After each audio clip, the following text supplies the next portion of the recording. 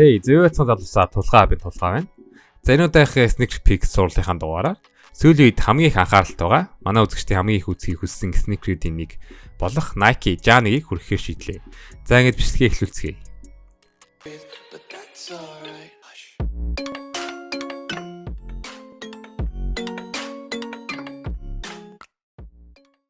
За 2019 онд Nike Jamorant-тай гэрээсээ. За Jani-ыг гаргахаас өмнө Jamorant Kobe, KD, Kyrie-г тоглогчдын пүзүүдийн өмсөн тоглож байсан бол Jamorant-ийн нэр алдар асар уртастай өсснөөр signature sneaker гарах хэмжээнд ирсэн байна. За Jani-ыг Jamorant Christmas-ийн тоглолтын дээр дебют хийж олон танигдуулсан. За энэ оны 4 сарын 19-нд албан ёсоор худалдаанд гарсан. За ингэж үзүүлэлтүүд рүү орцгоё. За зурлалт нь 8.4 он авчээ. Зурлалт нь гайгүй. Гэхдээ зарим ревюуд маш сайн гэсэн бол зарим ревю бичигчид докторгүй баг зэргийн халтарт мэдрэгдсэн. За гадна л бодвол гайхалтай сайн гэсэн байна. За зөөлөвч нь 7.7 он авчээ. За зөөлөвчийн систем нь урд хэсэг нь Zoom Air. За Shank, хойд хэсэг нь Phylon зөөлөвчийг ашигласан юм байна. За зөөлөвч нь хатууфтар тэгш мэдрэгддэг. Phylon зохилтын хамгаалалт ажгүй. Bouncy. Гэхдээ ер нь тийм ч онцгойрох зүйл байхгүй зөөлөвч гэсэн байна. За материал нь 7.6 он авчээ. Материал нь хямд мэдрэгдэг, minimal. Гэхдээ эвтэйхэн олон тооны зөөлөвчүүд байрсан учраас хөлд эвтэйхэн болгож өгсөн. Хөнгөн агарын солилцоо дайжгүй. Бас тийм ч мууш, тийм сайн биш. За дэмжигч нь 8.4 он авчээ. За дэмжигч нь ерөнхийдөө дайжгүй. Өсгий урт хэсгийн локдаун сайн. Доктортой. Гутлан доторх хөлийн хөдөлгөөн байхгүй. За fit нь 8.3 он авчээ. Өмсгөл бол асуудалгүй. Үгсэн зай байхгүй. Урт хэсгийн toy box нь баг зэрэг нарийн. Материал олон зөөлөвчүүд нь тухтай гэсэн байна. Outdoor нь 50%. Гэхдээ ихэнх ревю бичигчид гадна л байд өмсгөд боломжтой гэсэн дүгнэлтүүд их харагдсан. За size нь true size. За US size дээр 354 г байсан байна. За давуутлууд нь хэм бол өмсгөл, дажгүй, Phylon зөөлөвч. За сул тал нь докторгүй зуралт, материалын муу чанар гэсэн байна. За зуралтыг харах юм бол Америк, Европын ревю тийм сайн биш гэсэн бол EP хөлбөр буюу Азад ерөнхийдөө ихэнхтэй гардаг хөлбраар ревю хийсэн хүмүүс нь тун дажгүй маш сайн байсан гэсэн байна. Зөөлөвч чинь урт хэсэгт байрлах Zoom Air нь өмсгөд мэдрэгдэгч тоглоход бол тийм ч их сайн мэддэггүй. За Phylon тийм зөөлөн биш. Гэхдээ бас тийм ч бас хатуу биш. Онцлох зүйл байхгүй. Ихэнх ревю бичигчдийн хамгийн их гонсойлгосон зүйл нь зөөлөвч байсан гэсэн байна. За материалын хувьд $120 пүүцэхэд яах боломжийн. За дэмжигч нь шагаан хэсгийн зөөлөвч нь сайн.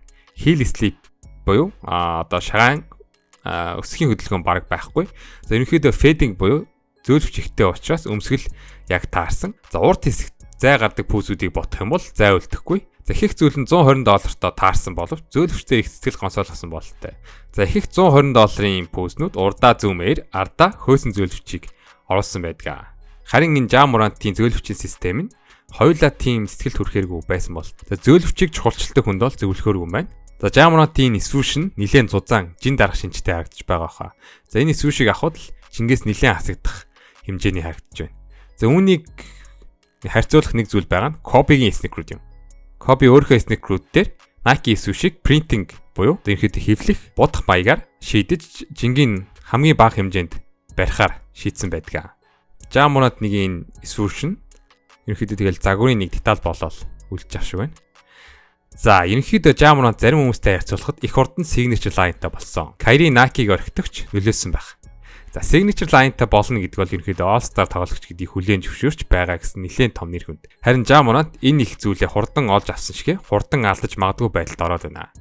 За Nike signature гараад Powerade-ийн ерөнхийдөө нүүр царай болоо реклам тоглож байсан Jamorant өөрийн Instagram live дээрээ буу гаргасан буюу галт зэвсэг зөвшөөрлөгөө бид авч явсан гэдэг асуудалд орсон.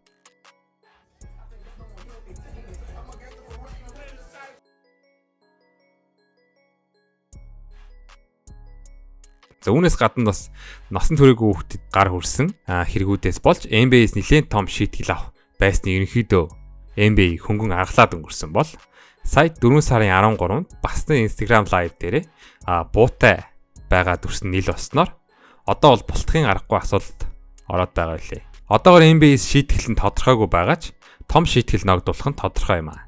За хоёрын гарах асуудал ч юм уу адил нэг хэсэгтээ чимээг болох болов. Jani-гийн сүүл гаргасан өнгүүдийг Nike сайтаас буулгасан гэсэн мэдээуд гараад байна. Гэхдээ яг энэ Америкт юм шиг байна. Солонгост бол буулгасан юм харагдахгүй байна. Ерөнхийдөө Jamorant 2-ын асуудал бол нэлийн тагчиг болох болов. Дараа үйлрэлийг баг үнжиж магадгүй. Хүн signature хийснэг гаргаж өгөх нь юу л бол. Уул нь бол Jamorant ингэж буу бариад ганг болох гээд байх ямар ч шаардлагагүй. Тийм ч орчинд өсөөгүй хүүхд юм шиг байгаа. Jamorant нь багасаа аав ээжтэйгээ гэмт хэргийн гаралт баг Soft Carolina-гийн Samter гэх газар өссөн. Тухайн сургууль газрынхаа хувийн сургуульд явж аав ээж нь Jamorant цагс тоглоход маш их дэмжлэг болсон гэдгийг. За аав ээж нь хоёулаа спортын цагс тоглож байсан хүмүүс учраас Jamorant-д бэлтгэл болон бус зүйл дээр маш их тусалцаа үзүүлж саксны тамирчин болоход нь ерөнхийдөө багаас нь хөтөлж өгсөн гэхэд болно. Ингэж амар тайван өссөн, ямар ч гангстеруудтай холбоогүй байсан, ямар ч дайсан байхгүй, буу авч явах ямар ч хэрэггүй байсан Jamorant сүүлийн үед яагаад ингэж өөрчлөгдөд байгаа гэдэг шалтгаан нь тухайн Memphis-ийн шинэ найзууд буюу Memphis байдаг гангстер рэпрүүдтэй нийсэнтэй холбоотой гэж хүмүүс үзээд байгаа юм байна. За ингээд Jamorant-ийн энэ асуудал хизээ шийдэгдэж яаж шийдэгдэх?